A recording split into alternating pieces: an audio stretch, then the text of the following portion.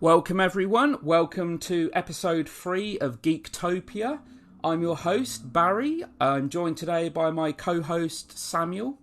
Thank you, kindly, sir, and welcome back to every single one of you to your local supply to all things nerdy. Now, today's topic of discussion is going to be pertaining to a film that we got our first official glimpse of at Fandom last weekend, and that is The Suicide Squad, which is actually scheduled for an August 2021 release. Being directed by James Gunn, who of course directed the first two Guardians of the Galaxy films. He's actually going to direct the third one as well. This is essentially, because we had the 2016 Suicide Squad film, which of course was a box office hit. It did really well box office wise, but it was actually considered a massive disappointment and very much kind of a missed opportunity. And I certainly wasn't really that keen on the movie. Again, hate's a strong word. I didn't hate the film, I just didn't particularly like it. What was your kind of takeaway with 2016 Suicide Squad, Samuel? Well, for starters, the trailers, it's bothersome when you see the tone of the trailers change so much. So I think a year before the film came out, we had ourselves a teaser trailer which had I Started a Joke being sung, and it's very dramatic, very dark. And then the tone changed very quickly with the trailers. You had Bohemian Rhapsody being played, one of the most popular trailers of 2016. So it's fair to say that there's a lot of studio interference, particularly after, you could say the negative sort of reactions to that Batman versus Superman. They went, oh, people think it's too dark. Oh, we need to change the tone of it. And I think because of Deadpool, they tried to make it closer to that in terms of tone. There are things I like about it. There are things that I'm curious about it. Overall, though, it was very much a mess. However, there are some things that are worth talking about, I'd say. Yeah, it was a great trailer. It was a film that I was pretty excited for. I certainly had some optimism for that film. Like you said, great trailer. I mean, it was kind of, with the trailer was probably better than the actual movie itself, to be honest. It was kind of taking a risk, actually, as well. Suicide Squad isn't a very well-known property, much like, Disney taking on Guardians of the Galaxy. Obviously, they made that a big success. One of my favourite films in the MCU, actually. I had a lot of fun with Guardians. And Warner Brothers took one of DC's lesser-known properties. They made a success of it, box office-wise. But yeah, due to, like you just said, a lot of studio interference, I think essentially they butchered the movie. I think it was ultimately hindered by a lot of reshoots and probably trying to make the film too comedic, etc. It was a mess of a film. There were some good aspects. We got Margot Robbie's Harley Quinn, which I think you'd agree with me, perfect piece of casting. Oh, absolutely. Real scene stealer, and I think definitely the strongest part of that film. I swear she was born to do the role. I think live action Harley was something we've been thinking for a while. She annihilated it. Brilliantly done. Yeah, it's kind of already in just 2 films. Obviously, The Suicide Squad's going to be Margot Robbie's third DC film. She's already kind of cemented herself in that role. It's really kind of hard to imagine anyone else in that role right now. We obviously got Deadshot, played by A-lister Will Smith. Now, Deadshot is one of my favourite Suicide Squad members. I've actually been reading the comics for a few years now, and obviously he's a core member. And by bringing in someone like Will Smith, do you think that was certainly kind of a good move, trying to attract people, lure people to this film with the casting of him? Well, let's put it this way. He had the choice between that or Independence Day Resurgence. Obviously, he didn't choose the latter. Look how that did. It was definitely the right choice. I think that choosing Will Smith was definitely one of the strongest selling points of that film. Yeah, we had Jai Courtney as Captain Boomerang, who I thought did perfectly fine in the job, just underutilised. And this was very much the Harley Quinn and Deadshot show. This was Will Smith and Margot Robbie's film. pretty much. Jai Courtney, I thought Captain Boomerang was underutilised. He was used there for comedic effect, but they really didn't do anything constructive with him whatsoever. This is always a risk when you throw so many characters into a movie. You know, characters are jostling for screen time, etc. Let's talk about the big one, the Joker. Jared Leto. Now, Jared Leto is an actor I really like. I really appreciate him as an actor.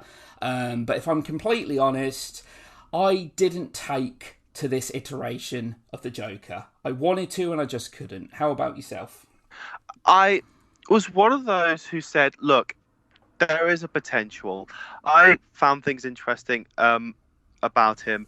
And I think for me, it's just when you know about some of the deleted scenes or you know about the extra footage that should have been in the film that weren't in the film or were in the trailers that didn't make it into the final film, you do. On the one hand, I'm like, I want more, which in a way that tends to be a good thing. However, because we have to deal with what we've got, it's not, I could say, the most engaging. I think it's fair to say, I think with the milestone that Heath Ledger left, I think it's possible that he was trying to out-method act Ledger's performance, which I think not the best of choice. There were one or two scenes that I did like, particularly in the extended cut. However, it would have been nice to maybe have some more to have a proper opinion, I'd say. Yeah, I mean, the thing is with Jared Leto's take, I kind of commend him for giving us kind of a fresh take, a fresh iteration of the character that we'd never seen on the big screen before. Much like Heath Ledger's was in 2008, I'll readily admit. I wasn't sure he was up for the job. The moment he was cast, I was very sceptical, and, you know, he knocked it out of the park. Great performance. With Jared Leto's, they're just... I mean, honestly, I didn't really feel like he had great material to work with anyway, if I'm honest, you know, because I didn't really think that it was a particularly that good of a film anyway. But I know that Jared Leto was really miffed because he had a lot more scenes that he filmed. And apparently, you know, rumour has it, he actually said that there was enough Joker scenes in there to actually fill an entire movie. And the vast majority of it is cut because when this film was marketed, we were actually led to believe that the Joker was going to play a big part in this film. That's it was supposed to be marketed it. It was supposed to be the villain, according to David Ayer's original screenplay. Yeah, and then they went along the route of Enchantress with, you know, somebody that can't really act, Cara Delevingne, and, you know, a very one-dimensional villain. I've never understood that, really, because to me, the Suicide Squad... like I say, I read the comics and that, but you know, you've got a guy with guns, you've got a woman with a baseball bat, and they're basically taking on an otherworldly being. I think Enchantress was a bad pick. Nothing against the character. I just don't feel like Enchantress was probably a villain more suited to the likes of a Justice League Dark movie, not a Suicide Squad film. But Leto really didn't leave any lasting impression with me. It's like you said, it's almost like he was trying too hard, trying to outdo Heath Ledger, and I wasn't keen on the tattoos. I mean, I know it's purely cosmetic, it's really about the performance, but he was like covered in tattoos with ha ha ha and all this and that. It just seemed, to me, I'm not sure if you agree with this, the stuff that he was covered in, these tattoos, seemed to me more like something that a Joker fanboy would have, not the Joker himself. Perhaps I could certainly see that. The whole damage tattoo I did find a wee little bit daft, though. Although, I mean, I believe it is the makeup and hairstyling which would lead the film to winning the Oscar. So it at least carries on the trend that most live action films with the Joker would go on to win an Oscar. So there's a wee bit of irony. Who'd have thunk? Academy Award winning Suicide Squad. Yeah. You had Amanda Waller, who played by Viola Davis, who actually did a great job, I think. I actually think that was great casting.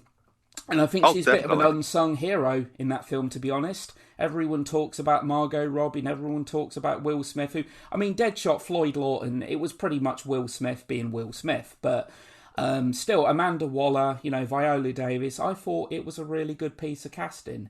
Overall, Suicide Squad is... To me, it's the weakest film in the DCEU. It's probably the weakest film that we've had yet in the DCEU.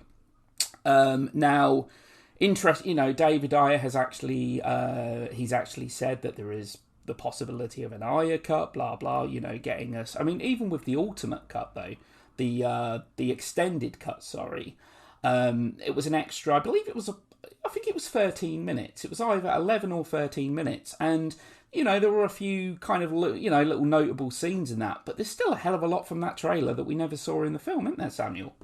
Oh, definitely. I think the key one is shock and horror to do with the Joker again, because there's a bit in the trailer where he drops what looks like a grenade. He's wearing that really dapper suit. He drops a grenade. He goes bye bye. Yep, that didn't. It's not in the final cut. Although the bit, I think in the third trailer where they're in the bar and they're all asking for certain drinks, at least that made it into the extended version, which some people were like, hey, at least we got something from the trailers. Yeah, I mean, there was even one tiny little moment that was released that wasn't even in the ultimate cut, the extended edition, sorry, and that's where Harley Quinn pretends that a baseball bat is like a shotgun. Just a quick little moment. I don't know as to why that was removed, but the moment that you're talking about, yeah, it looked like it was, the potential to be a great little scene, and that was, him sporting kind of a half-burnt face, which I believe was certainly kind of inspired by the Joker's look in Scott Snyder's Endgame.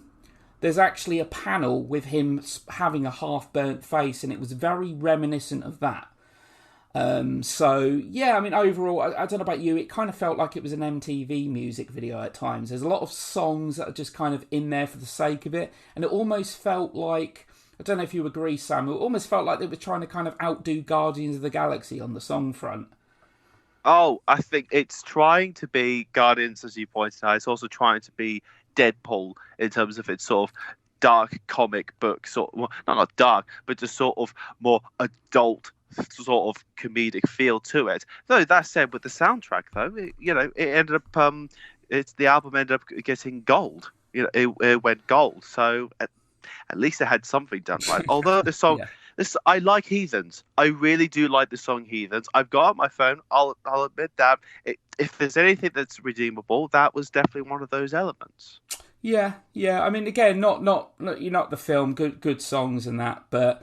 I think overall that, I mean, don't get me wrong, Suicide Squad was kind of entertaining for what it was, but it's just one of them films that really did feel like, it was hindered by a lot of butchering from the studio, and ultimately it's not the film that we probably should have got. But let's get on now to the film that we're getting next year, which hopefully is a course correction. Now, 2021's The Suicide Squad is kind of a reboot of sorts. But the weird thing is, of course, some of the actors are actually reprising their roles. We've got Margot Robbie, surprise, surprise, back as Harley Quinn. We've got Jai Courtney as Captain Boomerang again. I'm hoping he's got a little bit more to do in this film. We've also got Viola Davis back as Amanda Waller. And we've got, his name does actually escape me. He played Rick Flag in the 2016 film. Joel Kinnaman. Joel Kinnaman, that's it. I believe they're the only actors that are actually reprising their roles. Now, it's the Suicide Squad, so there's a big cast of characters here. And I'll admit, some of these characters I'm not overly familiar with, because what I love about the Suicide Squad comics are, there's an air of unpredictability about them. These comics, going back to kind of the golden age of them, they throw in a lot of lesser-known characters, giving some of these lesser-known characters some time to shine. And there's a lot of characters in there that you could actually say are pretty disposable. So you never know who's going to get killed next. And nearly all of the characters in this movie, aside from Harley Quinn and a couple of others, are unknowns. Unless you're a die-hard DC comic fan, you ain't going to know these. Are there any characters to you that you've seen, Samuel, that you're looking forward to seeing in this film? Oh, without question. I think one. I can't believe they're taking this seriously. Polka Dot Man. I'm more big. I can't believe that is well, the character I know he clearly does exist. However, I'm just like, okay, I'd love to know what the punchline is with him. The key one is Ratcatcher. Although she's actually they've addressed it as Ratcatcher the Second. Yeah, So it just so that I mean I think some of us. I think if you're not familiar with the comics, there's a Easter egg to the Ratcatcher in Batman Arkham Asylum back in yeah. 2009. So some people who aren't familiar with the comics know Ratcatcher because of that. And to be honest, for me, I mean, if not necessarily the characters, it's the choice of cast members for these characters that has certainly drawn my attention. Yeah. Polka Dot Man, played by... I'm not sure how to pronounce his surname, actually. He's one of them guys, a lot of people recognise him, but hardly anyone knows him by name. Well, his name is David Dasmalkian, and he quite often gets villainous roles. In a lot of the films I've seen, he often plays villains. He's actually got some DC connection. He actually played one of the Joker's cronies in 2008's A Dark Knight. He was actually in Gotham. I believe it was the 4th or 5th season. He actually had quite a big role in Gotham. Polka Dot Man, I mean, what can you say? He's one of Batman's lesser-known villains, cheesy as hell. Needless to say, he's a character that's very much disappeared over the years for kind of good reason. But he's a character that I believe, Samuel, he even got a name drop among many other lesser-known villains in the Lego Batman film.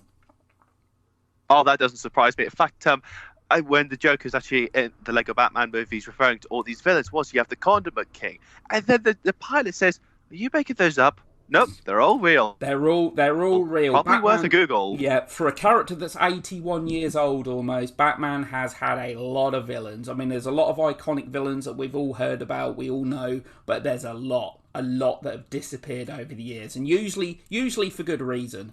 These are villains that are incredibly cheesy, and but Polka Dot Man's in there. I'll be honest, when it was first announced he was in the film, I was like, oh god, seriously? But at the same time, I expect a bit of comic relief. From what I know, he can use his polka dots as weapons, as lasers, and I believe he can even fire them off and they can turn into objects. So, yeah, I don't know how that's going to translate to the big screen and so forth. But Ratcatcher, yeah, a gender change on this one, because Ratcatcher is one of Batman's lesser-known villains, kind of disappeared over the years, etc. One of kind of the newer villains as well. I don't think they first appeared until, I think it was the 70s or the 80s. And when you say Ratcatcher 2, Sam, I do believe there's rumours that this could very well be the original Ratcatcher's daughter. I'm up for that. Played by, I can't actually recall the woman's name now, but I believe she's a model / actress. Let's get on to the big ones now. Let's get on to a character that, I'll be honest, right, at first I thought there was a chance he was going to play Deadshot. I thought they were going to recast Will Smith. And that's Idris Elba. Big actor, playing Bloodsport. What's your thoughts on Idris Elba being in there? I'm certainly up for that. I've always been a sucker for Idris Elba. I think he could be very, very good. In fact, even if it's just a voice role, what he did with Shere Khan in The Jungle Book, I think, really captured that menace. So he's very good in playing sort of an anti-hero or just playing sort of a rugged bad guy, if you like. So I think it's a very good thing that they didn't recast Will Smith. I like the idea that Will Smith's Deadshot still does exist, and to have him playing someone as Bloodshot, I say, bring it on. Well, yeah, the thing is with Bloodshot, I mean, I'll be honest, Idris Elba, I actually thought there was a possibility he was going to play Bronze Tiger, who is one of the greatest assassins in all the DC. I thought there was actually a good chance of that happening. Then it was announced Bloodsport, who basically is a gun-toting marksman. The guy's an excellent marksman. It's going to feel weird, though. It's going to be a bit weird, because Deadshot is very much a core member of the Suicide Squad and a mainstay, and to kind of have a Suicide Squad film without Deadshot, it's going to kind of feel a little weird to me. But you've got Bloodsport in there, as you could say, some kind of a replacement, if you will. Idris Elba, solid actor. Yeah, looking forward to seeing what Elba has to do in this film. Let's get on to Mr. You Can't See Me. John Cena's in this film. I'm just wait. It's one of those. As soon as I heard that he was in it, I'm just wait. You know that meme of of when his name pops up, John Cena. Da, da, da, da. Yeah. Like I just as soon as his name popped up, I'm just like I don't know if I'll love or hate this film if it just threw that in there for the sake of it. Yeah, well, let's face it. I mean, John Cena can't really act. He can't act. He's purely there for the muscle. He's got the physique. Um, he's by no means a good actor. I was worried that he'd ruin Bumblebee, to be honest, the 2018 film, and fortunately, he's not really in the film that long, that much. Yeah, he's playing a character called Peacemaker. Admittedly, again, this is a DC character that, I mean, I've read a lot of DC comics over the years, but I've just never encountered some of these characters. And Peacemaker is, from what I know and how John Cena's described him, he's a bit of a douchey Captain America. He's basically, from what I know, he's a hero. He's seen as a protagonist, but he's willing to kill for the sake of peace. To He's keep almost the like peace. he's almost like a hybrid of Jason Todd's Red Hood and Captain America. He's got the will. Well, he has his name, but his methods are unethical. Yeah, he's willing. Yeah, as long as he sees it as a doing good for the world, he's more than willing to kill. He's all doing it there for the peace, etc. Hopefully, we'll see John Cena in this film because he keeps telling us we can't see him. So I mean, Wow. we might be able to spot him. I don't know, but from what I also know as well, he's also a schizophrenic. Apparently, the character is a schizophrenic that believes his helmet traps the souls of his victims. I don't know if that aspect is going to be brought into the film at all. Possibly not. I don't know. But much like Katana's sword actually traps the souls of her victims. Now, Katana again is another character. Big member of the Birds of Prey in the New 52. Didn't really do much in the Suicide Squad film. Had hardly anything to do in that movie. So yeah, John Cena, Idris Elba. Let's get on to the villain, the big villain. Peter Capaldi, ex-Doctor Who actor. Called The Thinker. Do you know anything about this villain, Samuel? No, I know next to nothing. All I know is that it's Peter Capaldi. Okay, now I'm very much engaged. The man who turned swearing into an art form with the thick of it. Yeah, Great show. Yeah, great show. The Thinker is a character. Imagine kind of an evil Dr. Xavier. He's kind of an evil Dr. Xavier. Superior intellect, telekinetic abilities. I knew that a while back, like a lot of this casting, I'd heard rumblings that John Cena, Elba was in this film, and even Peter Capaldi, but nobody knew what. It wasn't until last Saturday that we actually found out as to who these actors were actually playing. So he's going to be the big villain for the film. Now, we've also got in there, I think, characters that are worth probably talking about and actors that are worth talking about. We've got Michael Rooker. You gotta love Michael Rooker. He's playing a character called Savant. Do you know anything about this character, Samuel? I could tell you a lot. I could tell you a decent amount about the actor. However, please enlighten me. I didn't really know much about him, okay? Admittedly, I've had to do a bit of research and so forth. He's basically a Gotham vigilante that kind of Bruce Wayne turned his back on, etc., and he turned to kind of a life of crime. So he's a vigilante, but he's one that kind of looked up to Batman. But he's had to go his own way because Batman wasn't willing to help him or something, etc. Michael Rooker, I mean, he's already worked with James Gunn in 3 films that I can think of. Guardians 1 and 2 and 2006's horror comedy underrated Sliver. Yep, Slivers as well. So it makes perfect sense for him to be cast along. And for those of you who aren't aware of this, his first cinematic debut was one of the greatest, in my opinion, one of the greatest horror films, Henry Portrait of a Serial Killer. So he's a proper method actor as well. He is. So I'm hoping that he still has carried that on. So he's a very welcome screen presence. For me, the other screen presence I'm looking forward to, I think, because I saw her recently, Alice Braga. Okay. I think so. Films like City of God, Lower City. She was in more international films like I Am Legend alongside Will Smith and Predators as well back Of in course. 2010. So she's no stranger to using firearms. And for those of who did see Predators, um, it she could certainly be the badass if need be. She was also recently in the New Mutants as well, so she does have that calmed, controlling power. If the role suits her as well, she has quite a diversity of it as well. So to see her wielding a firearm again, I I'd certainly welcome her presence. Yeah, so I mean, I love Michael. Obviously, a lot of The Walking Dead's a hugely popular TV show, and obviously, a lot of people would know Michael Rooker, wouldn't they, as Mel in the first few seasons. Yeah, and obviously he was Yondu in the two Guardians of the Galaxy films. King Shark's in there, played by a comedian, Steve Agee, of course. Motion capture, CG and all that. He appeared in The Flash. He started off as a Superboy villain, actually. And since the New 52 comics started, King Shark has very much been a big member of the Suicide Squad, a core member. He's a character I'm looking forward to seeing. And he actually plays a big part in the Harley Quinn animated show at the moment, which I actually think is really good. I think that show is really funny. Any excitement for seeing this all CG character, King Shark? As long as it's done well, I think that's the key part. It's going to be a bit of a gamble, but then again, you know, James Gunn's he's no stranger for doing visual effects. I think the Guardians films certainly have been very effective on that front. So I have high hopes for this.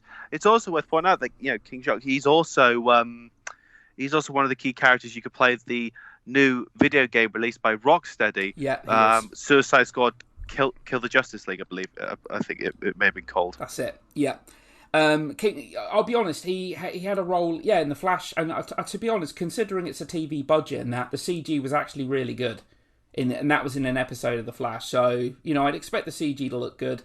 Funnily enough, King Shark was going to be in the 2016 film, but to cut the budget down, because I believe the film had a $175 million budget. That's obviously excluding a lot of marketing, which it had. They wanted to keep the budget down. So Killer Shark was swapped for Killer Croc, who they could actually make with, practical effects and makeup. Killer Shark was originally going to be the first choice for that movie.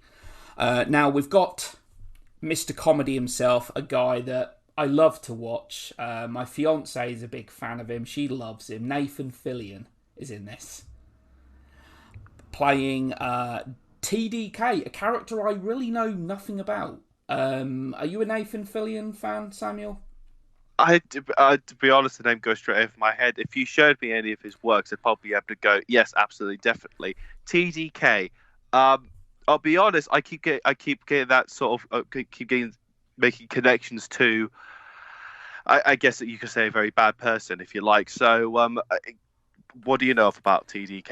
I kind of know he's a parody character, almost. He's a character really there for comedic effect. He's a character that was actually, I believe he was rejected by the Legion of Superheroes, etc. I've never read a single comic of him, but if this character is a comedy character, Nathan Fillion's your guy.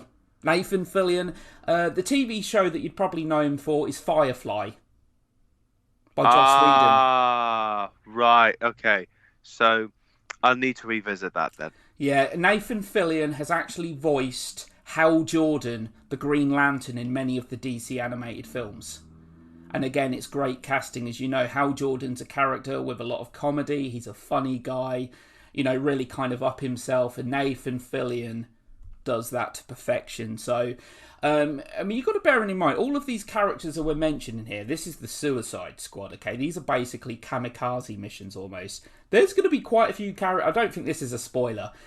There's going to be quite a few of these characters killed off. Which, let's hope that's the case, though, because, it is called Suicide Squad for a reason. I think that might have been some of the issue with the 2016 film because, we kind of had an idea of who was going to survive, who wasn't. So let's just hope that there is a real sense of fatality in this one. Yeah, we had. There was a guy called, wasn't there? There was a guy called. What was his name? Was El- it Slip? There was a guy called Slipknot that literally had like a couple of scenes, killed within the first couple of minutes or so. El yep, Diablo, yep. who they just again really didn't do much with him in the film because obviously he restrained his powers throughout the film, and yeah, he essentially sacrificed himself near the end. Who else died? Was that it? That's it. Yeah, technically the Enchantress dies. However, the host Yeah. doesn't die. Yeah. So Okay, so the next one now, quickly, is Sean Gunn, James Gunn's own brother, obviously in the two Guardians films again. He's playing Weasel. Again, I'm assuming an all CG character.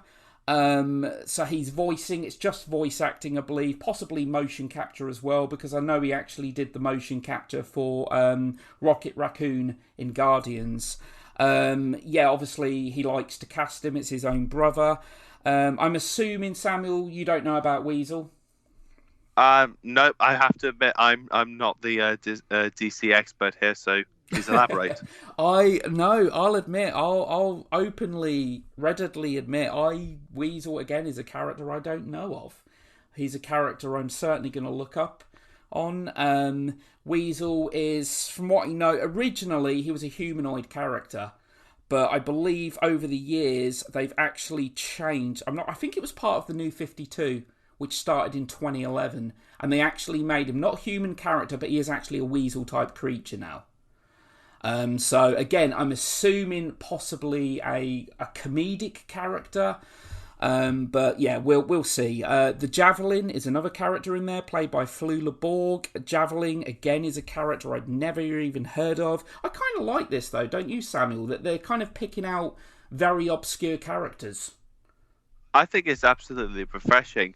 The question, I think on the one hand, it's terrific. On the other hand, you just think there's a lot of characters, so the question of balance is there. So I think it's fair to say there will be fatalities. I guess the question is on whom. It's nice though that they are not going for sort of the more generic, sort of more accessible characters. I mean, Polka Dot Man, who'd have thunk? Yeah. And this is how obscure some of these characters are, right? Polka Dot Man is one of the few that I know. Do you know what I mean? He's even less obscure than some of these others. All right, you've got Mongol in there, who I believe Mongol's actually a Superman villain. Now I believe that she's actually going to be an ally to some degree to the Suicide Squad. An incredibly powerful character. Yeah, so you've got Mongol, played by Mei Ling Ning, who I believe is a British / Singapore actress. This film has a lot of characters. So I would be surprised if, I reckon at least half of the cast here are probably going to get killed off. I reckon about half of them at least. Because from what I've read, Samuel, this is very much going to be... It's going to be kind of, James Gunn going back to the roots of the Suicide Squad, disposable characters, and it's very much going to kind of be a throwback, a homage, if you will, to like action films of yesteryear, the 70s and the 80s. What's your thoughts, Samuel, on... Do you think this film should be an R-rated movie? Well, I want it to, superficially. To be honest, that won't make a difference for us Britons here, because Suicide Squad was a PG-13 in America, but it was given the 15 certificate. So regardless to whether it's a PG-13 or an R rating in America, I don't think it will make a huge difference here. If we do go by the American Regulation Board, it would be nice for it to do so, make it grittier, make it more violent. I think was one of the elements that made the 2016 film almost toothless. Yeah, it was. I expect, but at the same time, I want grittiness. I would like it ideally to be an R-rated movie. Ideally, I don't think it's necessarily a make or break situation, etc. But at the same time, you want that grit and grittiness, but you got characters like Polka Dot Man in there, and Weasel, and I don't know how gritty it can be with characters like that. It's going to be weird to see how some of these characters are really going to translate on the big screen. Do you know what I mean? Oh, it's a gamble though. However, I think it's superb to to see that risk, to see how far it would go. I think so long as it's well executed and the director's visions are there. He made some of the reasons I think it may not get the R rating is one of them because of the box office conundrum with Birds of Prey. That I think the director's responses to that I think are ridiculous to say the least, and I think COVID has also played a factor in there as well. So it depends on the budget size of it. I think if it's closer to, say, the 2019 Joker's budget than say the 2016 Suicide Squad's budget, then maybe that might give more of a chance for the R rating. Yeah, I agree. I mean, let's just hope it's a step in the right direction. Let's just hope it's a fun movie. Let's hope it's an entertaining film and better than what we got in 2016. James Gunn does seem to have a lot of enthusiasm. Now, at the end of the day, I know, he's directing this movie. He wants to promote it as best he can. He's not going to turn around and say, look, I think you're going to be disappointed with this movie. Because he did actually say that this is the biggest movie he's worked on. I'm thinking, I don't know about that. I mean, the two Guardians films were big. But he does seem to be really enthusiastic about this. Guardians 3, has been kind of put on hold, so he can get this film out first. And from what I know, again, I don't actually know if this, but apparently he's gone back and he's been reading all of the Suicide Squad comics to try and get as much as he can out of them comics and really give the fans, the Suicide Squad fans, what they want to see. Now the thing is, it's one of them movies. I'm just wondering if some people are going to be apprehensive now. Because obviously, even though Suicide Squad made, nearly $800 million at the box office, there was a lot of people out there that didn't care for it, especially critics. Do you feel like some people are going to be somewhat cautious with this movie? Or do you think they're going to be very optimistic because it's the guy that directed Guardians? I think there is going to be some more skepticism. I think because it's been about 5 years, it's still in sort of contemporary. I think that's why I brought up Birds of Prey as well, because they essentially took what is essentially the best thing about Suicide Squad and made it its own film. But actually, I mean, I'd want to say I'm more cynical than optimistic. I guess it depends on how the publicity goes for it. I think because at the moment, the trailers have had some recognition. Maybe it hasn't had the same buzz as of yet as the original Suicide Squad trailers did. However, I guess time will tell, and hopefully more of a buzz will be created. I guess that will be the key thing about word of mouth. Yeah, I mean, I like the logo. It's purely cosmetic. I like the logo when they first showed the logo with the bullet holes in the logo. It's a cool logo that again kind of harks back to the old school Suicide Squad comics and that. I'm hoping that Gunn can do for Suicide Squad what he did for Guardians. I'm hoping he can achieve that kind of level of success. We'll see. Only time will tell. I mean, the thing is, at the moment, we can't really say too much. It's all speculation. We've not even had a trailer yet. Obviously, we did have a lot of behind-the-scenes footage last Saturday, and obviously they revealed, which actors were playing which characters, etc. Like I said, I was a little surprised because with Will Smith being absent, I really thought that the character of Deadshot, because I'm not sure if you remember this, Samuel, but there was a lot of talk. As soon as Suicide Squad came out, it was a success. There was talks of a Deadshot solo film with Will Smith. I didn't know that. I think I knew there was supposedly an origin story for a Joker with Jared Leto before the Todd Phillips film. I didn't know there was one for Deadshot. Yeah, there were just talks. I took it with a massive pinch of salt. Until the news actually comes from the studio itself, you have to take it with a pinch of salt. But I remember thinking at the time, as much as I love Deadshot, I can't really see a film. But let's face it. If it wasn't Will Smith playing the role, the A-class star, I don't think a Deadshot film would have ever even been considered. Oh, I completely agree. And that's where I think some of the skepticism is. I feel for the Suicide Squad, because it's fair to say that Will Smith's star power was a key factor for that. I think, although it's a bit of a mixed bag, really. I think because 2019, you had one Will Smith film that was a box office hit, made over $1 billion, but then you had the exact same year you also had a Will Smith film that bombed. It's very unclear into whether I guess we'll only be able to wait and see into whether or not it was his stardom that was the real make or break factor for the 2016 film. Yeah, definitely. I mean, Suicide Squad, you could say, kind of overperformed, really. I know there was a lot of marketing there. I know there was a lot. It was well marketed, certainly, which I think played a big part of the film's success. But even then, you can spend all the money in the world on marketing. You're not guaranteed to have a hit.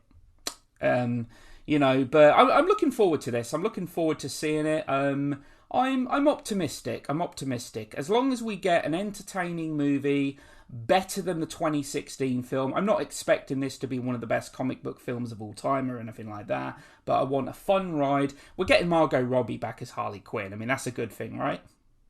Oh, yeah, definitely, without question.